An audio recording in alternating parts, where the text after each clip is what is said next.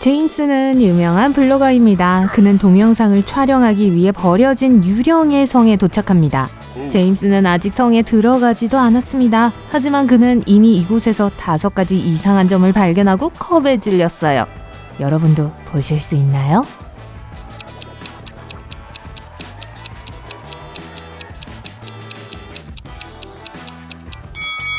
이 발자국은 너무 거대해요. 겨울인데 이 벚나무는 꽃이 피었습니다. 하늘에는 토성이 아니라 달이 있어야 해요. 이 검은 고양이는 발이 4개인데 발자국은 3개만 남았어요. 제임스는 성을 돌아다니다가 정원의 미로에서 길을 잃습니다. 하지만 잠시 후 그는 정문에 도착합니다. 제임스가 어떤 길로 여기로 왔을까요?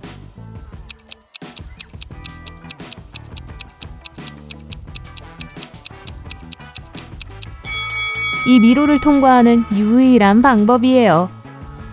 안타깝게도 문이 잠겨 있습니다. 제임스는 4자리 코드를 입력해야 합니다. 단서를 찾으세요.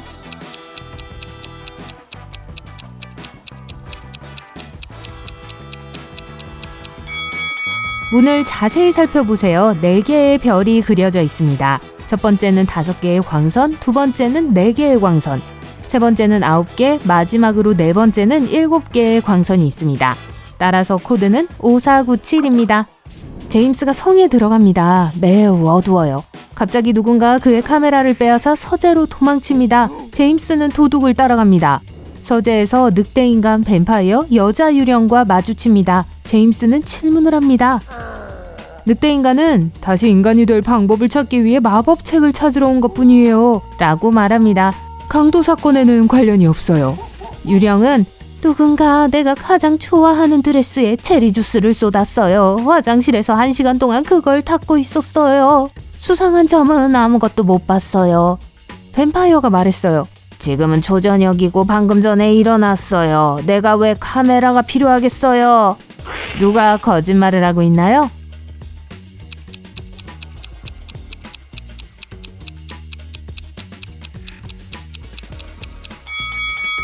유령에게 주스를 쏟을 수는 없어요. 따라서 거짓말을 하고 있습니다. 제임스는 거울로 가득 찬 또 다른 방으로 들어갑니다. 하나만 가짜가 아니에요. 제임스가 거울에 비친 자신의 모습을 찾도록 도와주세요.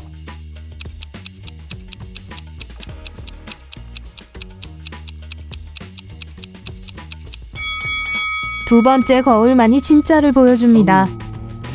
제임스가 화장실에 들어갑니다. 하지만 모든 칸이 사용 중이에요. 이 중에서 좀비를 발견할 수 있나요?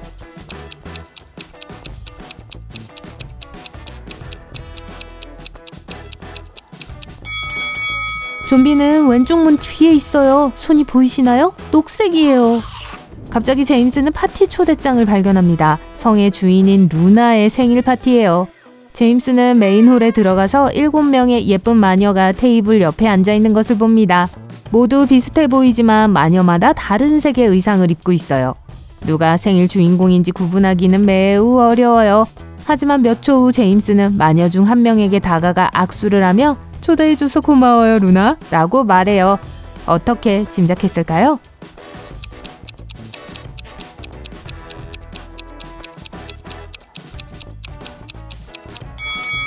이 선물들을 살펴보세요. 각 마녀는 자신의 의상 색깔로 포장된 상자를 가져왔어요.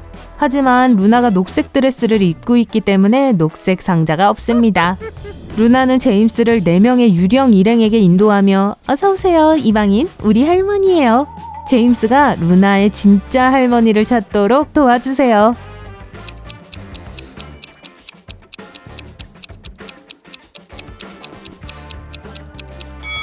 세 번째 유령이 루나와 같은 브로치를 착용하고 있습니다. 마녀 중 한 명인 젤다는 제임스를 좋아해서 그의 관심을 끌려고 합니다. 그녀는 그에게 멋진 휴가 사진을 보여줬어요. 하지만 제임스는 바로 가짜를 알아챕니다. 어떡해요?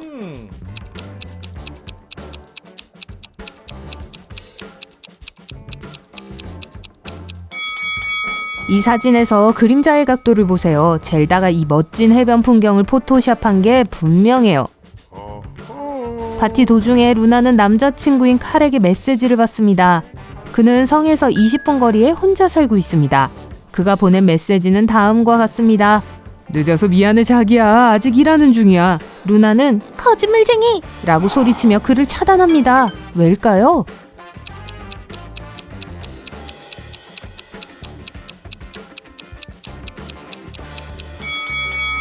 셀카 때문이죠. 유리잔에 립스틱 자국이 있어요. 루나는 칼과 헤어지고 마법 주문을 사용하여 잘생긴 마법사 3명을 저녁 식사 장소로 순간이동시킵니다. 그들이 도착하자 루나는 단 한 가지 질문을 합니다. 여자친구 있어요? 매그너스가 난 24시간 내내 일하느라 연애하기엔 너무 바빠 라고 대답합니다. 트리스타는 아니 난 진지한 연애를 해본 적이 없어 라고 말합니다. 앰브로스는 아니 난 너무 까다로워서 아직 내 짝을 찾고 있어 라고 대답합니다. 두 남자가 거짓말을 하고 있습니다. 누구일까요?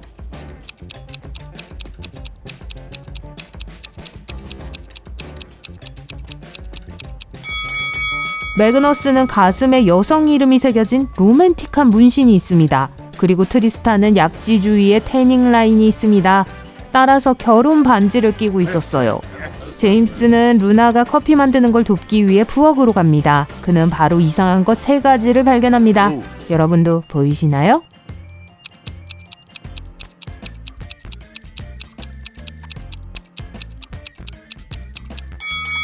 캔버스에 그려진 촛불 불꽃이 움직이고 있어요. 항아리 뒤 선반에 좀비가 숨어 있어요. 그리고 루나는 커피에 소금을 넣습니다.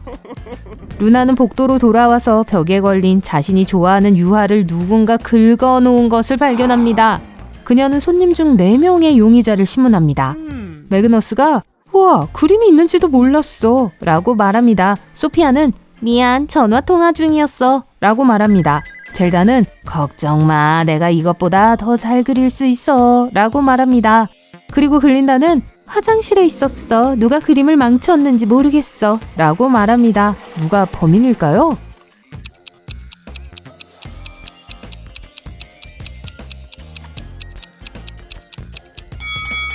글린다. 그녀의 매니큐어는 그림에 긁힌 자국과 같은 색이에요.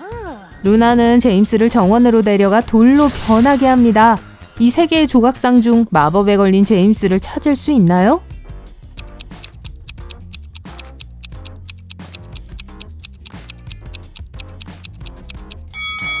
진짜 동상 아래에는 풀이 있으면 안 되죠. 한편 제임스는 돌로 된 지 몇 분밖에 되지 않았어요. 따라서 아래에 풀이 있는 유일한 동상을 선택해야 해요. 제임스는 루나에게 자신을 보내달라고 부탁합니다. 그녀는 좋아 하지만 먼저 내 수수께끼를 풀어야 해. 한 손에는 수박 3개와 오렌지 4개가 있고 다른 손에는 수박 4개와 오렌지 3개가 있다면 뭘 가지고 있는 걸까? 라고 말합니다. 제임스가 수수께끼를 풀 수 있도록 도와주세요.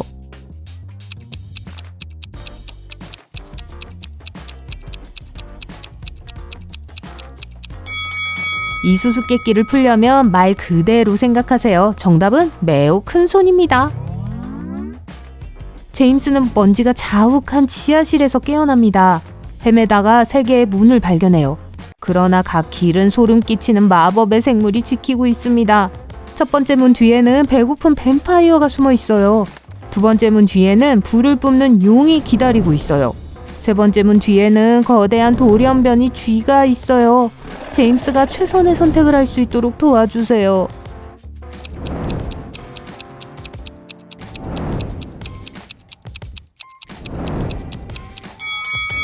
첫 번째 문을 선택해야 합니다. 창문을 보세요. 이미 새벽이니까 뱀파이어가 자고 있을 거예요.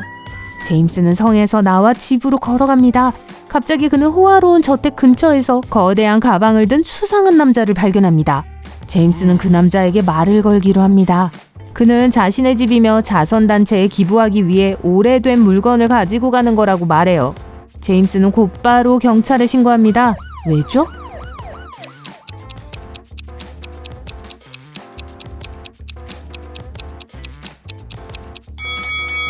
창문을 보세요. 유리가 깨지고 남자의 외투가 찢어졌습니다. 자기 집이라면 왜 깨진 창문을 통해 나올까요? 아마도 도둑일 거예요. 마침내 제임스가 집에 도착합니다. 그는 이메일을 확인하고 다른 마녀로부터 온 3통의 편지를 발견해요. 글린다는 그에게 자신의 마법 학교에서 공부할 걸 제안해요. 젤다는 제임스를 남극에 있는 자신의 별장으로 초대해요. 그리고 소피아는 그를 데이트에 초대합니다. 하지만 이메일 중 단 하나만 가짜가 아니에요. 찾을 수 있나요?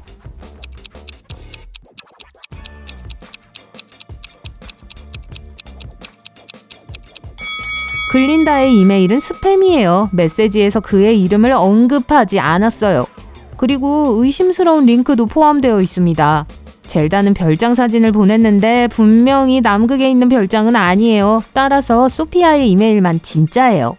제임스는 데이트에 동의합니다. 약속 장소에 도착한 제임스는 5명의 소피아를 발견합니다. 불행히도 사악한 마법사가 그녀를 복제했어요. 그는 제임스에게 진짜 소피아를 선택할 기회는 단 한 번뿐이다. 내가 성공하면 그녀를 풀어줄 거야. 라고 말해요. 제임스를 도와주실 수 있나요?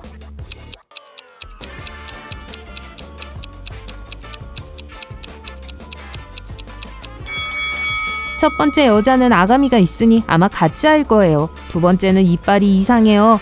네 번째 소피아는 왼손이 2개이고 다섯 번째 소피아는 라일락색 눈을 가졌지만 진짜 소피아의 눈은 녹색입니다. 따라서 제임스는 세 번째 여자를 선택해야 해요.